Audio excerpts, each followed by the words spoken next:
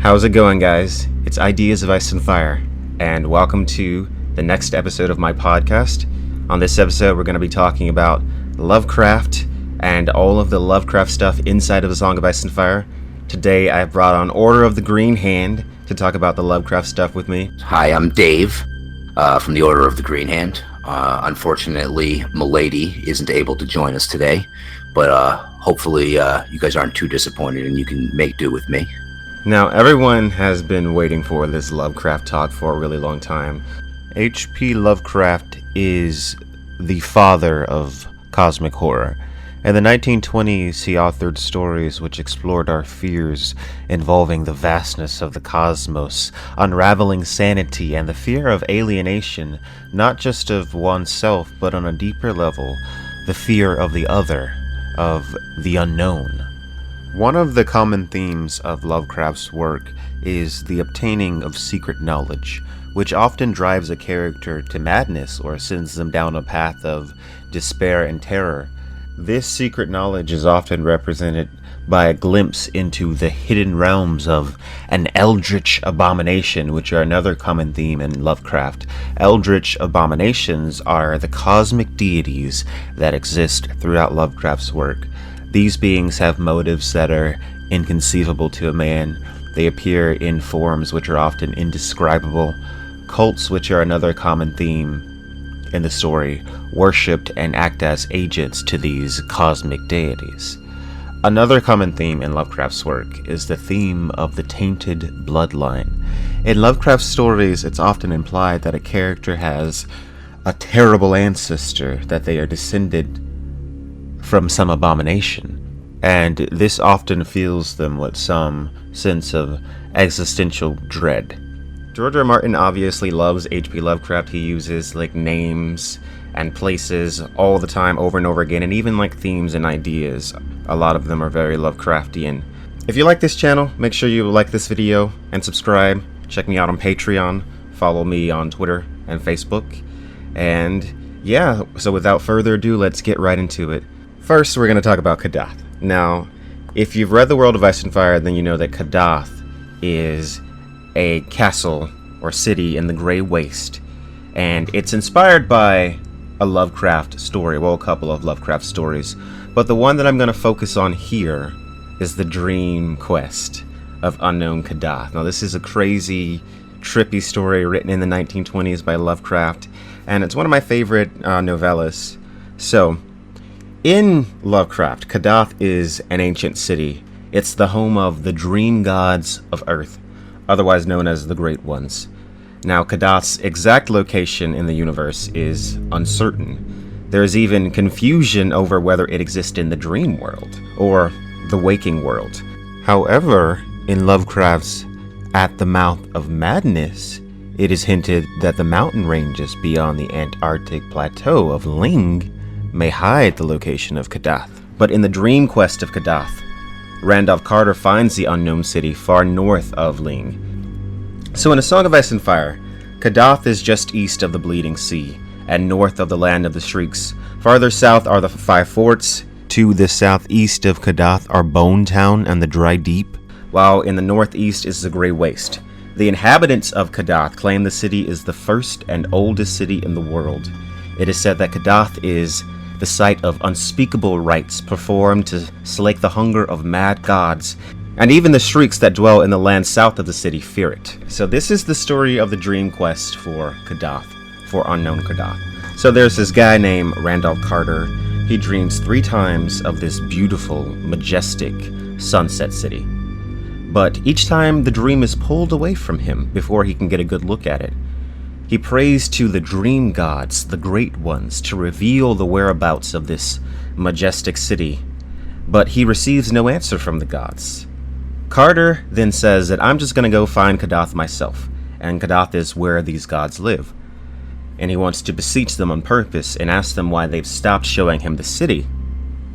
So in a dream, he descends down 77 steps, and he speaks to 2 priests, and these priests live on the edge of the Dreamlands.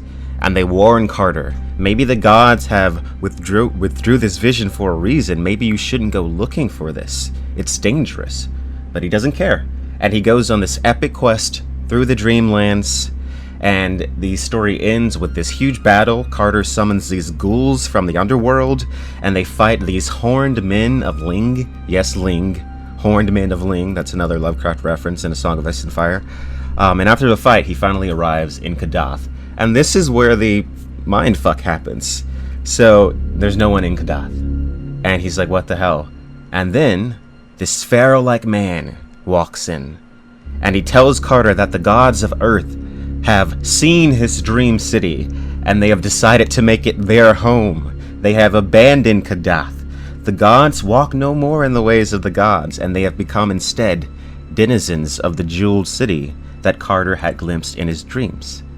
But it is also revealed here that this dream city that Carter saw was nothing more than his childhood memories of his home city of Boston. So this is the horror of setting cosmic rage loose on yourself or on your city. This guy called ancient deities to his hometown of Boston, and these beings are now living in Boston. He's like brought them to Boston. So this is what the pharaoh-like man says to him. "It is not over unknown seas," he says, "but back over well-known years that your quest must go. Back to the bright, strange things of infancy and the quick sun-drenched glimpses of magic that old scenes brought to wide young eyes. For know you that your gold and marble city of wonders is only the sum of what you have seen and loved in youth. These things you saw, Randolph Carter, when your nurse first wheeled you out into the springtime, and they will be the last things you will ever see with eyes of memory and love." So this guy, this pharaoh-like man, reveals himself to be none other than Nyarlathotep, the hunter of the dark, the emissary of the outer gods, who dwells within the blackness of space. Nyarlathotep is worshipped by the Church of the Starry Wisdom, which is also mentioned in A Song of Ice and Fire. According to the World of Ice and Fire, the Bloodstone Emperor started the Church of the Starry Wisdom. So at this point, Randolph Carter is sent on the back of a great bird to the Sunset City. But Carter realizes that he's being tricked, and Nyarlathotep is actually sending him to the court of Azathoth, who is Nyarlathotep's father, at the center of the universe. He realizes that he's in a dream, Carter does, and he realizes that I can just jump from this bird. So he jumps from the bird, he wakes up in his bed, finds himself still in Boston, and the story ends with Nyarlathotep being like, "Oh man, I lost." And he calls the dream gods out of Boston and back into Kadath. So that is the trippy, crazy story of the dream quest for unknown Kadath. And it involves all this stuff that George R. R. Martin uses. Nyarlathotep, who is worshipped by the Church of the Starry Wisdom, which is in A Song of Ice and Fire. Kadath, which is in the Bleeding Sea, well, which is not in the Bleeding Sea, but near the Bleeding Sea in A Song of Ice and Fire. So there's a lot of references here. A really important thing to be said here also, I think, is that the Sunset City really represents Randolph Carter's memories of Boston. The gods might not have actually gone to the real Boston, depending on how you interpret the story, but instead to an idealized utopian version that he built in his mind. A city so beautiful that the gods of Earth abandoned their post to live there instead. But you can certainly, I think, still interpret it in a more literal way as well here. Well, I think that it's kind of, I guess you could say, ironic. And like we said right before we got started, I was like, this has to be one of the only semi-happy endings in any of Lovecraft's stories. The fact that the guy actually defeated Nyarlathotep instead of like going completely insane, which I'm probably sure that he's probably a little crazy now from his experience, but not nearly to the same extent that per se Robert Blake, I want to say the main character's name was, in The Haunter of the Dark, who died with the look of cosmic horror basically on his face.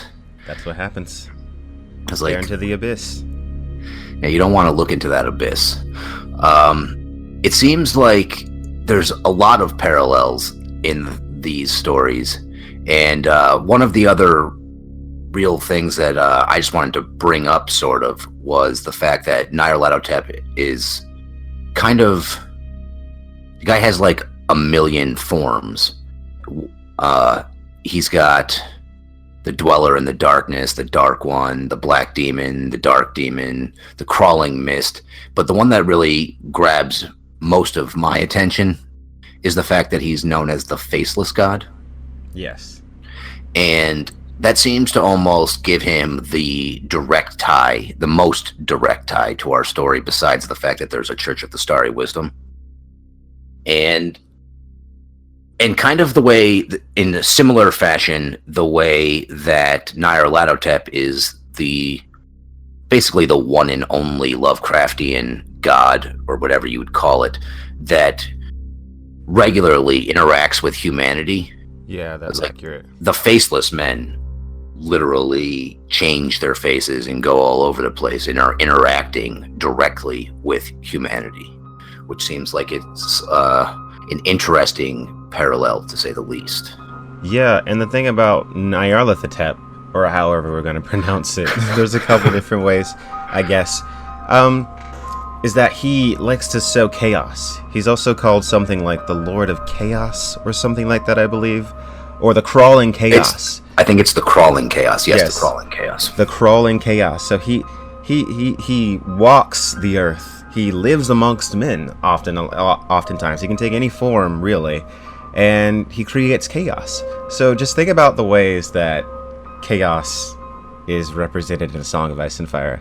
I think that one character that I think represents Nyarlathotep a little bit could be Littlefinger, potentially, because he's all about chaos.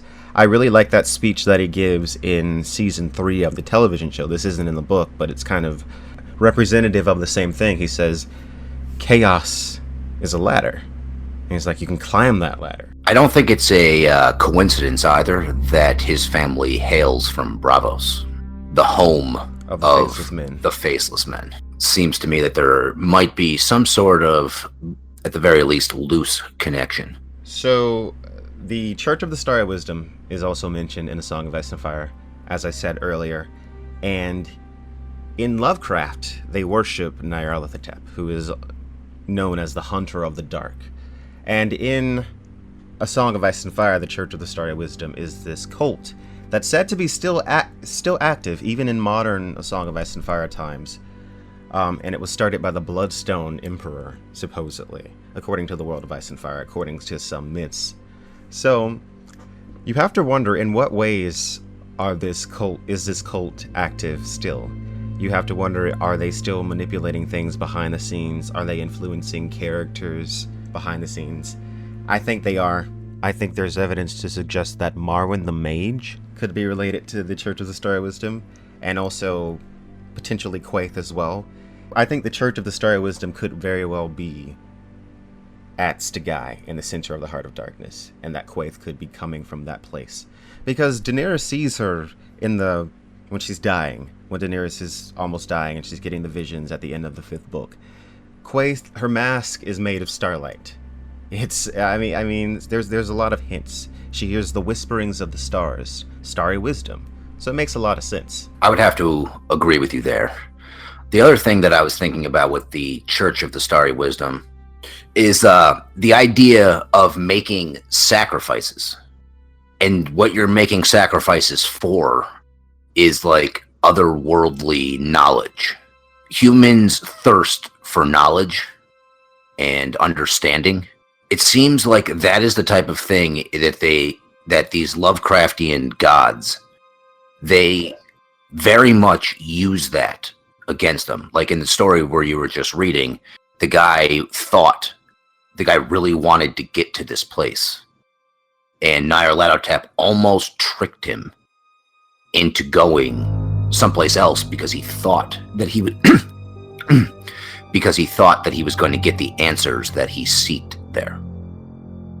And it's similar to, almost makes you think a little bit of like the way that the children of the forest use the weirwood trees. They make seemingly a lot of sacrifices to it to obtain knowledge from the trees. Or in the Church of the Starry Wisdom in the story, it's like they were doing people from the town in The Haunter in the Dark were disappearing. Seemingly, they were being sacrificed. So Nyarlathotep would give the cultists otherworldly knowledge. And that seems to be like a common theme, or if you extrapolate that out to other things, a lot of these darker deities in the stories, or in the story, they require sacrifice, which could be the black goat of Qohor, which I guess we haven't really gotten there yet, but that's the Shub-Niggurath, or however you say it. I was like, that requires blood sacrifice, seemingly around the time of a new moon, because that is the only time that the Shub-Niggurath can be summoned. And what they seem to be summoning the Shub-Niggurath for is otherworldly knowledge, I'm guessing. So they don't really give you a lot of information about what they're doing over there in Qohor, other than they have this massive blood sacrifice table thing that the blood flows to the black goat somehow, and then he can be summoned and will give them what they were seeking. See, when I hear all the stories about Qohor, it just makes me realize that all these things are connected even more, because Qohor is like the modern Valyria. They're like the closest thing to Valyria now. They can remake Valyrian steel. They have all this magical knowledge that nobody else has anywhere in the world. And the Valyrians, according to the World of Ice and Fire, according to a myth that George R. Martin himself brings up, the Valyrians got their power, got their magic and knowledge from the people of the Shadow in Ashai. So it all continuously connects. It's like the Shadow in Ashai, Valyria, Qohor. It all goes, and all these Lovecraftian references are scattered in between. So let's talk about Cthulhu for a little bit. I guess one more thing that I wanted to bring up, and this is the thing that I forgot that I wanted to say about the Church of the Starry Wisdom. Okay. Is their presence in port cities only. That seems in some way, shape, or form significant, and could be an interesting tie-in to where you just wanted to go with Cthulhu, because obviously Cthulhu is from the deep, and ports are humans' access to the deep, kind of, if you will. That makes a lot of sense. So maybe the Church of the Starry Wisdom is connected to the deep ones as well. The Squishers, which totally exist in A Song of Ice and Fire, by the way. They seem like they have to, someplace. Or maybe the Squishers could even be what those ambitious sailors who have sailed far enough north to have seen these very strange black and white... Merlings. They call them merlings or mermaids that drag souls down to the deep. Yeah, I have theorized that they're all the same thing, that these legends of the Squishers and the Merlings, they all come from the deep ones. I think they built a lot of this oily stone. I think they probably built the sea stone chair. I think they built the idol over on Toad Isle that's made of that greasy black stone where the fish people worship it. People that are clearly like humanoid fish people, because the deep ones have bred with them. And that's totally a thing in Lovecraft as well. The deep ones breeding with humans and creating hybrid deep one human creatures. Kind of reminds you of almost like the brindled men of Sothorios as well, which are like part human and part boar or something to that effect. And I was like, these part human things that seem to exist throughout this story, it seems like it's a very Lovecraftian idea, because obviously that doesn't come from our world. And almost, yeah. It almost makes you think of the Bloodstone Emperor marrying a tiger woman, whatever that is. I've never been able to find an actual definition of what that is. That is an interesting one, but I was thinking that it was probably like maybe a woman from Ling, perhaps. And speaking of Ling too, I know that in that story I just read, it mentions Ling as well, and it talks about the horned men of Ling, and like the horned men are a thing that George R. Martin does as well. That's totally a George R. R. Martin thing, so that's another thing that's borrowed. So you have to wonder how Ling fits in as well. That whole far, far east area, he has maintained such an incredible, like, aura of mystery about it. We have so little information. Yeah. And it's almost, I'm going to say, for lack of a better word, irritating to me that these maesters have no knowledge from that area. It's like, how hard would it be for you guys to send some dudes over there and find out what's going on and then have them report back? It's like a couple. Unless there is something that's aware that's like blocking the knowledge from leaving the place. I mean, that I don't know. I mean, if we're gonna get really in there, let's say like a Lovecraftian deity exists in the A Song of Ice and Fire universe. Maybe it wouldn't want people necessarily to know about it. Okay, so It by Stephen King. It's a very Lovecraftian story. It's like straight out of Lovecraft, right? So It is like an entity that came to Earth so that it could feed off of human energy, off of human fear, basically, off of human imagination. And it came there millions of years before humans got there because it knew that one day they would be there. But it created a place in its own image, its killing pin, this town called Derry. And like, messed up stuff happens in this town, but like it never gets out. No one ever knows about it. So in the book, you realize that this entity, this deity, It, is keeping it from leaving. It's keeping the information from going out because really messed up stuff has happened in this town that if it happened anywhere else, it would be like all over the news and stuff. But you realize that this being is making people forget and just making people not think about it. Like these kids grow up and they leave the town and they forget. They forget their childhoods. They just don't think about it. So that's kind of how a Lovecraftian deity operates. It doesn't necessarily want anyone to know. It wants to keep receiving its sacrifice in peace without it getting out. But that's kind of tinfoily. I'm not necessarily suggesting that an actual Lovecraftian deity exists in A Song of Ice and Fire. But that is the way it would work, theoretically. You know what that just made me think of when you said that? It made me think of Norvos and how any person, you can go to Norvos and you can hang out in the town, but if you wander into their temple, you never come out alive. They will not let an outsider who is not an initiate of their religion there see what happens inside that temple and live to tell about it. I was like, that just struck a chord in my mind when you were just saying that. I was like, that sounds awfully Norvoshi. Yeah, it's like they have a secret that cannot get out necessarily, and who knows what it is. They could be hiding some dark god of incredible power, because I did this theory video one time, and it was my kind of crazy take on the Great Empire of the Dawn over in Yi. And I was thinking about how the World of Ice and Fire describes the first emperor that ruled for, the Emperor of the Dawn that ruled for 10,000 years. He ascended into the stars when he died.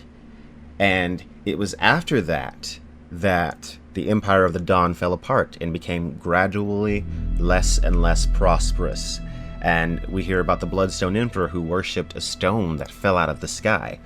This is a very Lovecraftian idea. Like, I think about maybe the Great Emperor of the Dawn not actually being a human and actually being a deity from the sky.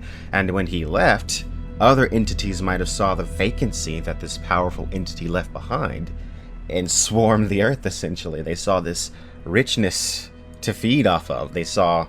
And look at what the Bloodstone Emperor did. He sacrificed to all these, like, crazy, messed up gods for, like, who knows what. And they gave him this tiger woman as a bride. Who knows what she was. And we do know that the Valyrians, they did play with human-animal hybrids. That's in the World of Ice and Fire, I believe. So that's mentioned there as well. I'm not really sure whether that was them or the Giscari. It's on that really creepy island, Gagosos. Gagosos is what it's called. And in like the third or fourth Valyrian and Giscari war, the Valyrians took that place and turned it into a prison for all intents and purposes, but it's not exactly clear as to which one of them, whether it be the Giscari or them, started this weird practice of kind of like, for lack of a better word, Mendelian experimentation. Yeah. I'd put my money on the Valyrians because they did a lot of messed up stuff, it would seem. It seems like, I can't really tell. I was like, because the Giscari seem to be, at the very least, less apologetic about doing like messed up stuff. Like their culture, I mean, the example I like to use a lot of the time is down at their fighting pits when they reopened the Colosseums there or whatever. One day they like smothered a kid or 3 little boys, like 8-year-olds, in like blood, fish guts, and honey or something like that, and then they made bets on which one a bear would kill first. I was like, the lack of respect, I guess you could say, for the value of human life seems to be like ingrained in their culture. Those who are, I guess you could say, quote unquote, less than you are not even human and are your, basically like your playthings, the things that you can do experiments on. And yeah, I think we've seen a lot more of the cruelty of the Giscari firsthand, but we do know that the Valyrians historically treated their slaves horribly. Like the mines of the 14 Flames was like not a good place to be. Like, I mean, the Faceless Men offered them the gift of death.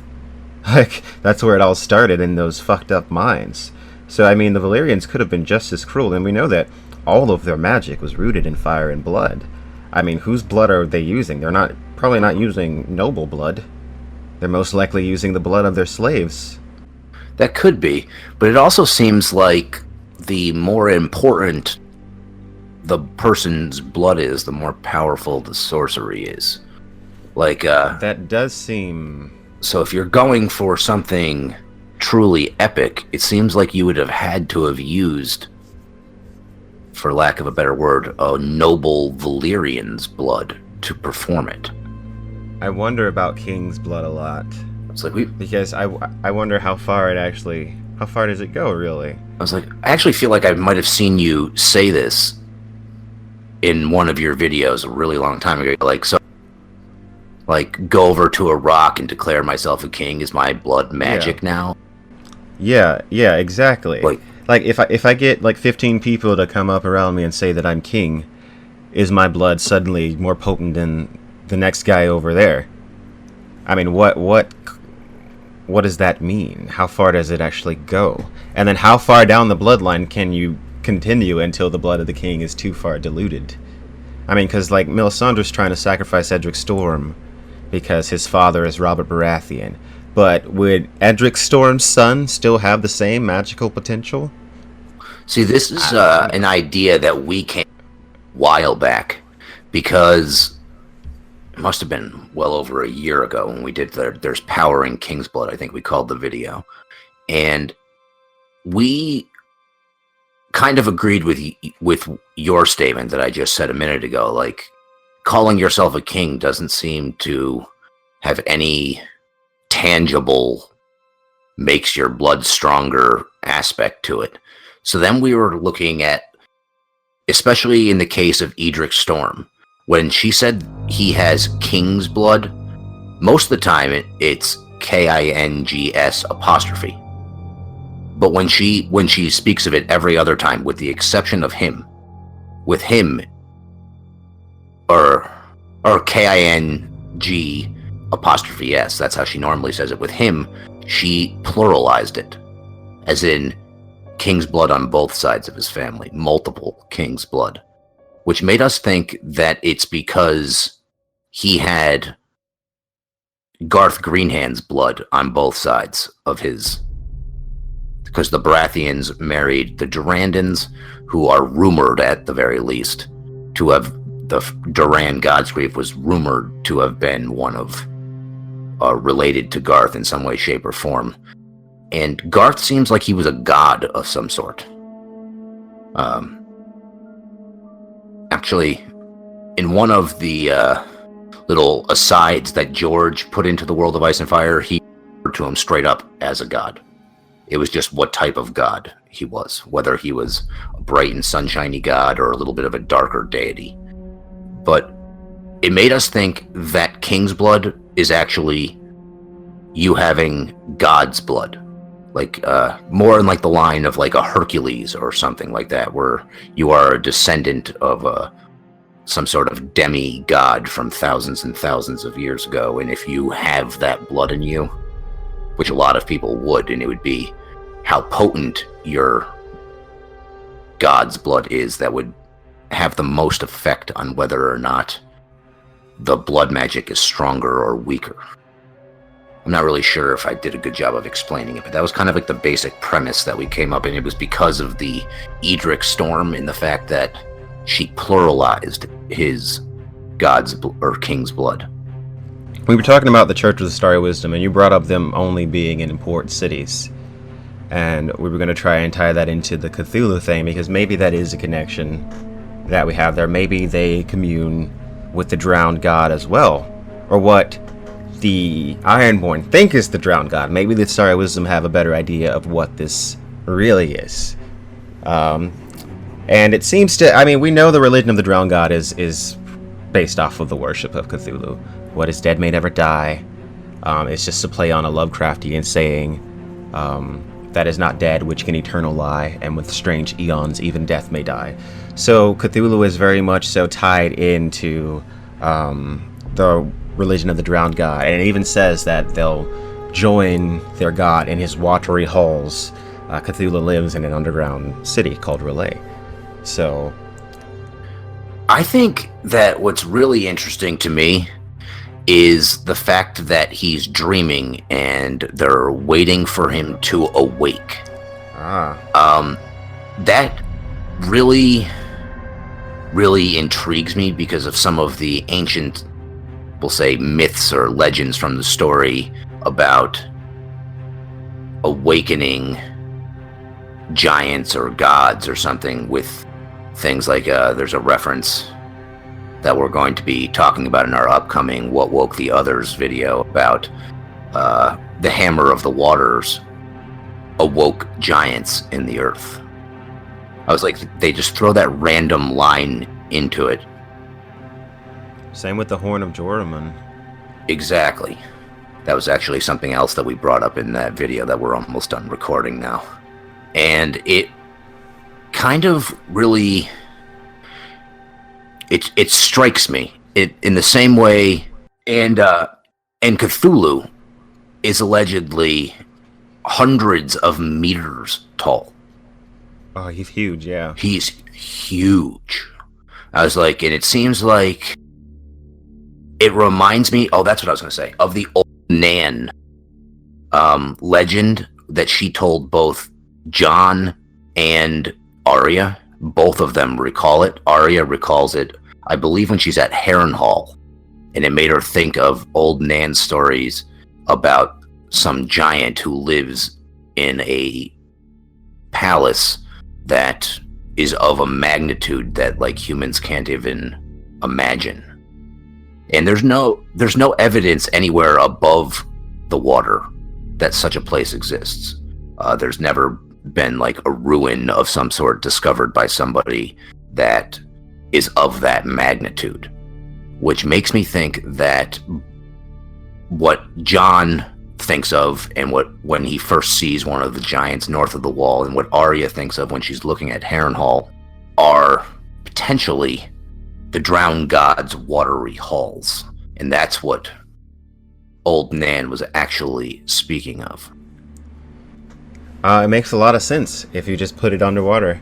Yeah, and yeah, the thing about it being of a magnitude that a human can't imagine, like Lovecraft loves to say you can't imagine this, because he, like in the story Call of Cthulhu, where there are these men that actually stand on Relay. There are all these strange angles that shouldn't exist, and like shapes and like turns that don't make any sense, right? So it's kind of like, who knows how big it really is, because you like the human mind can't even really like conceptualize. And then I got me thinking that it might not be a coincidence that a worshiper of the drowned god built by far the largest castle in the known world, kind of, Harrenhal, to a magnitude that Arya said, like, you can't even compare Winterfell, which is huge, to it. She's like, they're not even in the same ballpark, the magnitude of the size of all this stuff. And it kind of made me think that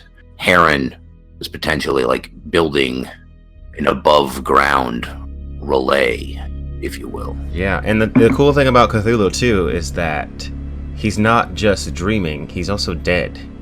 He's dead dreaming. He's dead and alive at the same time. He's like in some kind of weird between. And we don't know why he is dead and alive and imprisoned inside of this castle. We don't know why. Like, we don't know who did it or why he's there, but what we do know is that he will return. And that is also a bit of the cosmic horror that Lovecraft is playing with, because it's like when he returns, there's nothing that humans can do to stand against him. And so, like, when it happens, it happens. So is there some entity in A Song of Ice and Fire just bubbling beneath the surface, waiting for its time to rise? I mean, there is Euron Greyjoy. I mean, in the Forsaken chapter, we do see him with a literal Cthulhu face on the Iron Throne with all the other gods impaled upon it. And he's asking his brother, the Damp Hare, to worship him. He's saying, I am your god. He definitely has some kind of god complex. So without a doubt, George R. R. Martin is playing with the idea of the Cthulhu mythos and the rising god. So that's most certainly what's happening here. He literally has a Cthulhu head. Literally. That was something... Euron is the rising god. That was something else that I was thinking about, is the fact that Cthulhu's head looks like, for all intents and purposes, a massive kraken. I was like, that doesn't seem like it's a coincidence that the Greyjoys, who rule the Iron Islands, the place that worships the drowned god, their symbol or on their banners is a massive kraken, which almost would indicate that it's the head of Cthulhu. I mean, without a doubt, it's. I think it's very on the surface. Actually, George R. R. Martin, I think, did that purposely, because he knows what Cthulhu looks like. He knows that this is the deal, and the people that pick up on it, and then the people that don't pick up on it don't pick up on it. Because I've listened to George R. R. Martin speak before about like him like putting all these little subtle things in here, and not really expecting anyone to guess it. But he didn't anticipate the internet. He didn't anticipate like nerds like coming together and researching all this stuff and figuring it out. So maybe he put like these ideas in here, and he thought they'd be like more subtle because not everyone's read Lovecraft. But now Lovecraft is like going through this like huge boom. It's like very popular at the moment. But you know, back then it wasn't like it is like now. It's like certainly seen like an uprising in the modern times. So maybe George R. R. Martin didn't think these things would be so on the surface. But yeah, you can clearly see that connection there. The way that we like to think of George's writing style is he overwhelms you with detail so he can hide the truth of things right there in plain sight. That's brilliant. Yeah, definitely. Everything is so detailed, so you wonder like what is supposed to be like actually significant, right? Because everything's detailed. Exactly. And somewhere, what we've noticed is sometimes in slightly oddly phrased dialogue, or somewhere amidst an incredible paragraph of detail, there'll be like something that almost seems a little bit out of place, but he just buried it in the middle of a paragraph that's overwhelming your senses. Do you know what my favorite example of something like that is? The Melisandre POV chapter, when she's talking about glamoring, and she's like a shield, a dress, a bag of finger bones. And she just throws that in, like, what? You're like, who? Why would you say? Why would you say that? Who's glamored like Davos? Like, am I missing? Yeah, exactly. Did you glamour? I was like, did you find his finger bones somehow, and you're using them? Yes, it makes you rethink maybe even the Davos chapters. Like, is it really Davos that we're even like reading here? I don't know, because he doesn't have them apparently in those chapters. So, and it's really confusing because he titles the chapters as whoever the person's pretending to be. Like, Sansa's chapters are Elaine. Elaine, yeah, the cat of the canals. Yeah, I mean, yeah. So it's like, and he really plays this slightly. I guess I'll call it a game, but it's not really a game with identities and people losing their identities. Like Sansa is losing her Sansa identity and becoming Elaine. And at first she's still a Sansa chapter, and then eventually she's not anymore. And now she's Elaine. Or like an Arya is Arya when she gets there, when she gets to the House of Black and White, and they take her identity from her. I was like, there's a similar thing going on with Bran, with what the three-eyed crow is doing to Bran in his dreams early on. I was like, in the way that they bind you to them is borderline like brainwashing creepy. I believe we did it in our video, and we put like the slide up where Sansa's looking all innocent, and she's like, Littlefinger, you're my only friend. And it's like, Bran is looking at the three-eyed crow, and he's like, thinking the exact same thing. You're my only friend. And it's like, and he's desperate, he's alone, he's scared, he's freshly crippled, his family's dying, and the crow is all he has, and he's doing whatever the crow tells him to do. yeah, there's not enough questioning of what is going on there, and I say it all the time. I know some people think the three-eyed crow's good. He could very well be good, but I don't think so. I think there's something fishy. I think he's a liar, but you mentioned losing identity. Speaking of like losing yourself, that's a very Lovecraftian idea too, because I think one of us said earlier on this podcast, don't stare into the abyss, because the abyss stares back, and you can lose yourself in the abyss. And this happens over and over in Lovecraft stories. People are exposed to cosmic madness, like the truth, and they cannot handle it, and it makes them go insane. And that's something that I think has happened in the Song of Ice and Fire. And I think my best example of that is Patchface. Now, the religion of the drowned god. They drown you. Well, they drown you, but then they resuscitate you. Like, so you like die and come back, and it's like you're closer to the drowned god. But Patchface, he's unlike anyone else, because he's actually drowned. He was washed away for 3 days, and then they found his body. He was dead when Jami found him, but then he woke up. He was given to the drowned god and brought back, and he completely lost his mind. But at the same time, he's giving prophecies and speaking truths.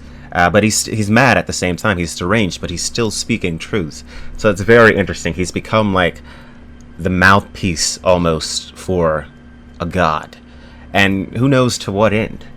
But Patchface is an example of someone that stared into cosmic madness and been completely broken by it. Kill him.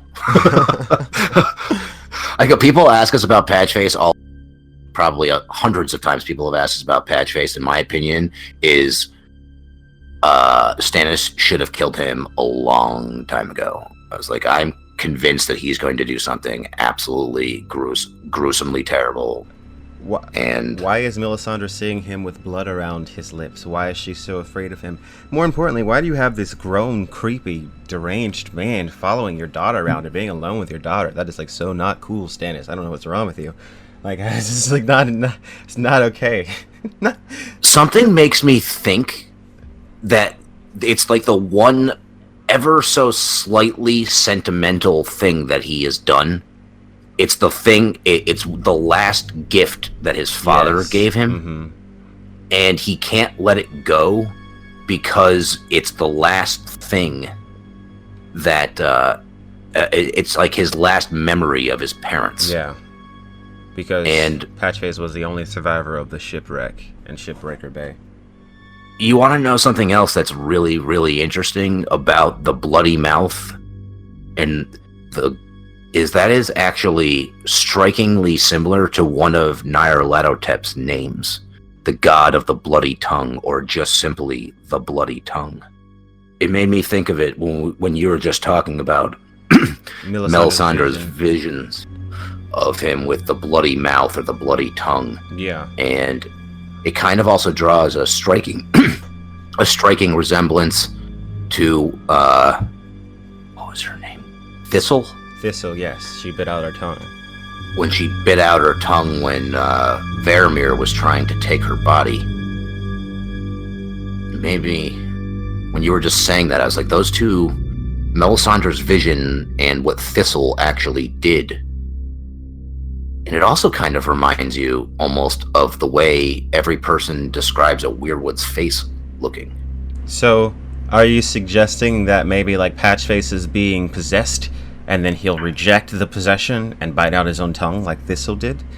That would be quite... I hadn't thought exactly of that, but that is what played out in the Varamir prologue, where she fought him off and rejected him and fought so hard that she bit out her own tongue. Which I would definitely do.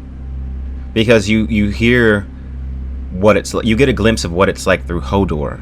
Like Bran says, Hodor is like cuddled in his own consciousness in a corner of his own mind, terrified every time Bran possesses his consciousness. And it was called an abomination for a reason. Like, to take another person's free will away is an abomination, so it's like you'd probably be better off dead than having some other entity possessing your mind. And that also makes you wonder about what's going on with the others. Is there a part of each dead person that still lingers in that mind? Or have they completely gone at that point? So... Are you talking about the whites? The whites, yes. Is there a part of that person that still is there? Or it seems to, because if you go back to the scene with Othor, he marched straight up the stairs and went after Mormont like he knew exactly where he was going. That's true. And I believe that Osha... Was this just in the... I think this was only in the television show when Osha tells the story about her guy coming home and trying to kill her. That's only in the television show, but it does kind of match what goes down in the first book with the white in Mormont's chambers. With Othor seeming to know where he was going. Yeah. And if that means anything, I don't usually place a lot of stock in what the show does. Yeah. But if Osha's husband knowing where he lived and coming for her kind of seems to parallel what Othor's internal knowledge of Castle Black knowing where to go get the Lord Commander. Yeah, it would seem that. I like to think that maybe there is a kernel of something left, because it makes what the White Walkers do in a step even worse, because if there's a part of that person that's still imprisoned within that consciousness, that's horrible. I mean, that's an abomination. Everything in the book so far has shown us that this is a horrible, horrible thing. It does really feel horrible. Taking possession. It's kind of like... I've been trying to think about what the others bring. If the others were to be successful, what they would bring is a world... It's like bringing a Greek mythology style underworld to the world of the living. Everyone is dead, but still, and serving them like they would with Hades or something. It was everybody eventually in Greek mythology makes their way to Hades, and you live out eternity in service to Hades. I was like, if the White Walkers or the others were to actually extinguish all life and raise every single living creature, that would be an entire world that would more closely resemble a Greek mythology underworld of darkness and death, which kind of is in line with what Melisandre says she's trying to stop from happening. I mean, that would be the world if the White Walkers won. It would just be the dead, I guess. Unless they had no further use for them and all the dead bodies just dropped dead and it was just a frozen world where these ice creatures lived. I don't know. Because it seems like the dead bodies are just more like a tool to defeat the other humans. Right? It's they're not really a part of the White Walker culture. They're just kind of they're like robots. They're essentially just robots. So... Or minions, I guess you would call them. So, let's talk about dreams a little bit, because an ancient god sending a dream to a feeble mortal is totally a Lovecraftian thing. This happens in the Call of Cthulhu. Like, before Cthulhu is waking up, all these people are going mad and having all these dreams and seeing all the same things. And it's like driving people mad and like giving them like fevers in the middle of the night and stuff like that. And stuff like that happens in A Song of Ice and Fire. People get all sorts of weird dreams. Bran, probably a number one example, gets dreams from, quote-unquote, the three-eyed crow. Daenerys gets all sorts of weird dreams that just are totally, like, nuts and have all this knowledge and truth.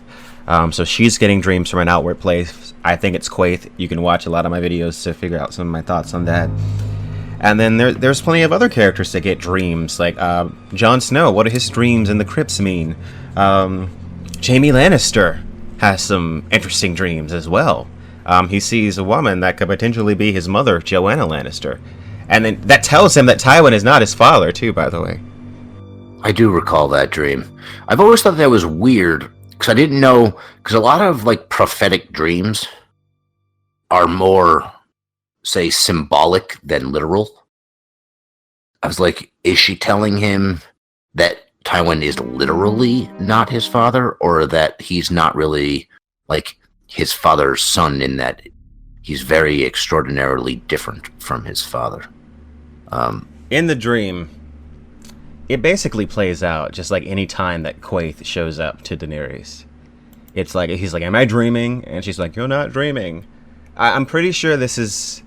It seems like, if you read it just on the surface, it's Jaime's mother with a glass candle coming to him to give him some sort of message. He says, can I forget someone I never knew? The words caught in his throat. He did not. He did know her, but it had been so long. Who could it be? He did know her, but it had been so long. And then she says, will you forget your own Lord Father too? I wonder if you ever knew him truly. What does that mean? What is she trying to say? Is she talking about Tywin? Or is she talking about someone else? Her eyes were green, her hair spun gold. He could not tell how old she was, 15 he thought, or 50. He could never abide being laughed at. That was the thing he hated most. So it also sounds like she could be talking about Tywin here too, because it sounds like she says he could never abide being laughed at. That certainly sounds to me like the lickspittles in Aerys' court mocking him to gain Aerys' favor. Yeah, so it could be viewed that way as well. And then he says, who are you? And he says, he had to hear her say it. The question is, who are you?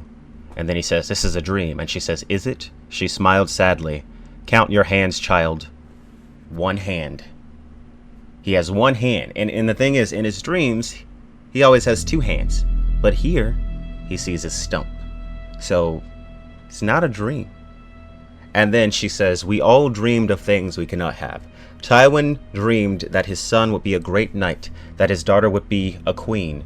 He dreamed they would be so strong and brave and beautiful that no one would ever laugh at them. I am a knight, he told her, and Cersei is a queen. A tear rolled down her cheek. The woman raised her hood again and turned her back on him. Jaime called after her, but already she was moving away, her skirt whispering lullabies as it brushed across the floor.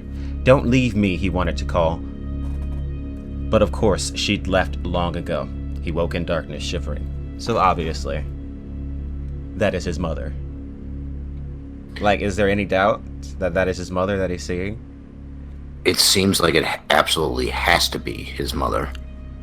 She has all the stereotypical Lannister looks. I feel like George R. Martin is also writing this in a way where you think that it's Tywin. He could never abide being laughed at and all that stuff. But then she also says that he dreamed that his daughter would be queen and his son a great knight. And we don't get to have our dreams come true. And Jaime protests and he says, I am a knight, Cersei is queen. Well, I guess his dreams would have came true if you two are in fact his children, which they very well may not be. Cersei and Jaime could very well be the children of the Mad King Aerys. And I put this theory above the Tyrion being a Targaryen theory. I think that it's more likely that it would be Cersei and Jaime. And the whole exchange plays out exactly like a Daenerys exchange between her and Quaithe. It's like the exact same type of thing. She says all this cryptic stuff, like she's like, am I dreaming? And she's like, is it a dream? Like that's exactly like Quaithe showing up on top of the pyramid or in the ship on the way to Astapor. And doesn't it always seem like these visions that people have, the thing, or the being, if you will, that's in the vision, is borderline mocking them? Yeah. It's like never... The three-eyed crow mocks Bran. Mm-hmm. Quaithe, or whoever, Quaithe mocks Dany, almost. Or talks to her in a mocking fashion. Yeah, because Daenerys is like, speak clearly, why are you talking in circles? And she's just like, da-da-da-da-da, to go forth, you must go west, and your guards wouldn't even see me if they came up here and all this stuff. So it is kind of mocking, yeah. I was like, they're never nice. It's like, can you just give me an answer, please?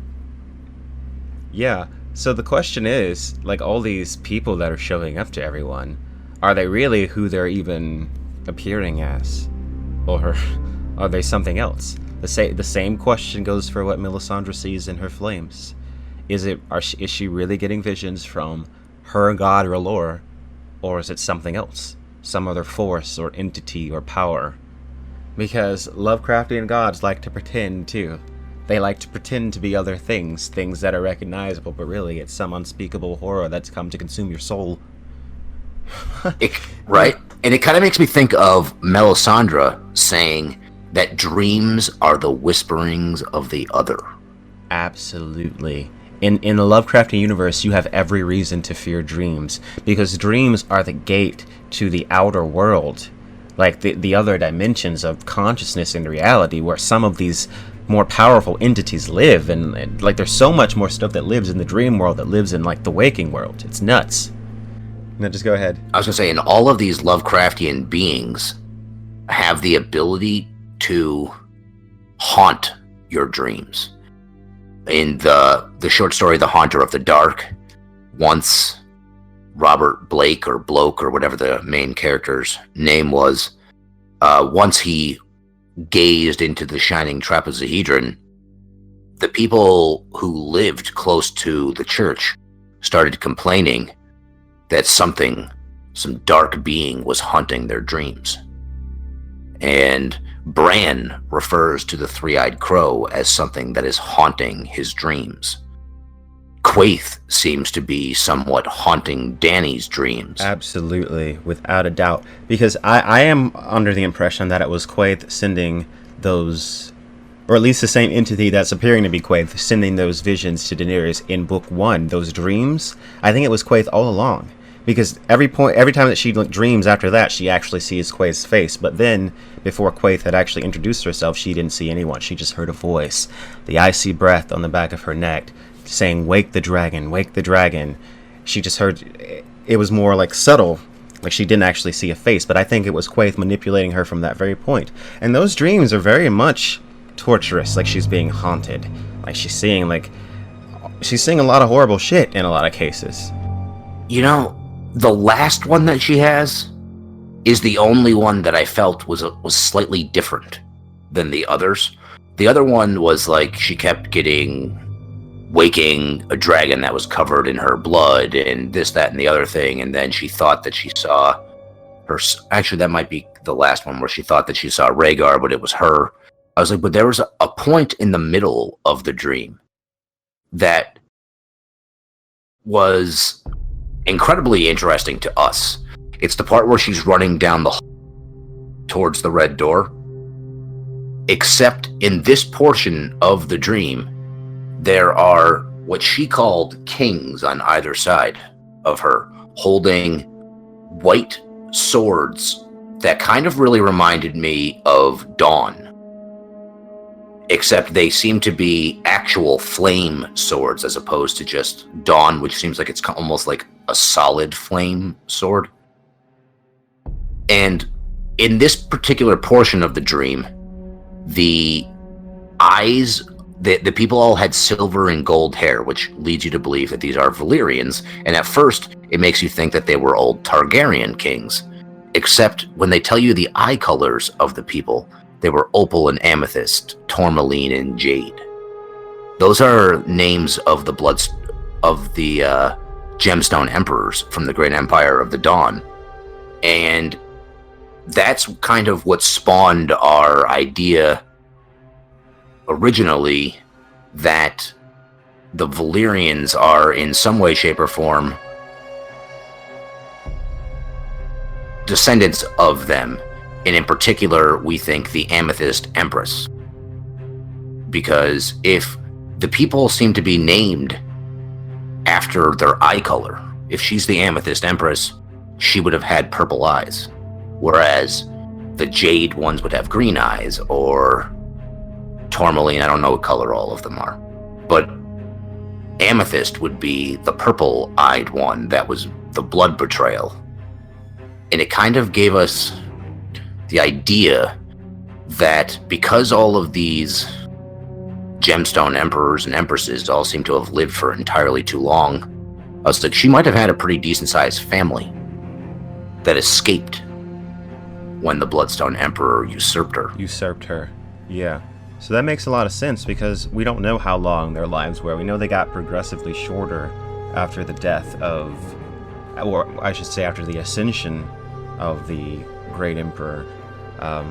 Yeah, he ruled apparently for like 10,000 years, and then yeah, I want to say the Pearl Emperor was the one after him, and he ruled for like 1,000 or maybe a little bit more years. Mm-hmm. And then each one got a little bit shorter and a little bit shorter until there was only like a couple hundred years, and then 100 years, and then it was like more mortal. Yeah, it's very biblical, actually. Because if anyone's familiar with the Bible, you know that people used to live, according to the Bible, people used to live a long time. For example, Noah was around 600 when he built the ark. So yeah, like that's like a biblical idea, kind of like we used to live long, but then I guess as more sin entered the world, maybe we got progressively shorter and shorter lives. Or kind of the way that we were thinking of it is they were becoming more and more human as each generation, instead of, because like the first guy was the son of two gods, and then his offspring were likely half god, and then quarter god, eighth god, 16th, 32nd. I was like, and as the potency of like your god blood diminished from more and more generations of interbreeding, or whatever you want to call it, with humans, I was like, they became more and more human. So would it be this ancient god blood that made the Valyrians, vessels of magic? Because there seems to be something inherently about them that's a little bit more magical. I mean, you've got Danes the Dreamer, who was getting visions. But then again, those visions could have been sent from somewhere. I've speculated that they came out of the Shadow, that whoever in the Shadow gave the Valyrians the magic warned the Targaryens to ditch Valyria or whatever. But yeah, there is some indication that the Valyrians have certain properties that are beyond normal mortals. One more way that I want to throw in that A Song of Ice and Fire is similar to Lovecraft's work is there's all these cults that are working to various different means, and we don't actually know why them are doing all these things. There's the House of Black and White, there's Church of Starry Wisdom, there are the people in Cahor, there are the Green Seers to an extent. I mean, you could definitely call them a cult. A lot of what they do seems to be like ritualistic, religious in nature. A lot of the stuff that's going on in that cave. Well, Cthulhu does have an enemy, and his enemy is Hastur the Unspeakable One. And we know that Hastur the Unspeakable One is actually the mate of Shub-Niggurath, the black goat of the woods with 1,000 young, who in A Song of Ice and Fire apparently lives in Cahor and is worshipped by the people there. So Shub-Niggurath is mate to the enemy of Cthulhu. So, I don't know, that's just an interesting little tidbit to throw in, I guess. Man, it's kind of a mind fuck. Yeah. like these ancient gods mating. Yeah, but like I said, George R. R. Martin obviously is a big fan of cosmic horror. He puts a lot of those elements in there, and it's really exciting to go through those and pick them out. Like I said, if you like this video, feel free to leave a like, subscribe, go to Order of the Green Hand channel, subscribe to them. I just wanted to, for the most part, just thank you for having me. This was a ton of fun. And I'm sorry Milady couldn't be here today. She had some important business to take care of. And yeah, just thank you for having me, and hope everyone enjoyed it. Yeah, it's been a lot of fun, and hopefully next time Mary Ellen can be on. But yeah, it's been fun talking about Lovecraft and these fucked up entities with you. It's always nice to see that nothing means anything because we're just the thralls to entities maneuvering all of our pieces. It does kind of seem like the overall direction that this story is going, where like humanity is on the verge of being crushed between the forces that they don't understand, that are at odds with each other, and humans are just kind of caught in the middle of it. And I take it as but I take it as symbolic for like the Game of Thrones. It's like how the High Lords battle and the common people get squashed in the middle. I feel it in the same way. These forces in their world could be battling in a similar way, and just all of humanity is getting crushed in the middle. It's kind of reminding me of what you just said, that George said. Mm-hmm. This is going to be me paraphrasing it, but he gave a somewhat lengthy answer about the Game of Thrones essentially being what everybody is concentrating on. Everyone's trying to vie for power in King's Landing, and they're struggling for it, and they're fighting all these, what he called feudal battles for power and glory. He goes, meanwhile, on the outskirts of the story, the real threat is looming, and everyone is blind to it because they're not looking. They're paying it to their own ambitions. It's I guess kind of like a microcosm, the Game of Thrones, in the way that the people are being crushed beneath the weight of these struggles. It's kind of like almost like a microcosm of the epic struggle to come. Absolutely. And it seems like there is no hope. And that's the perfect nihilistic way to end a Lovecraft podcast. There is no hope. We're all gonna die. We're all gonna die. Valor Morgulis. Valor Morgulis. Thanks for listening, guys.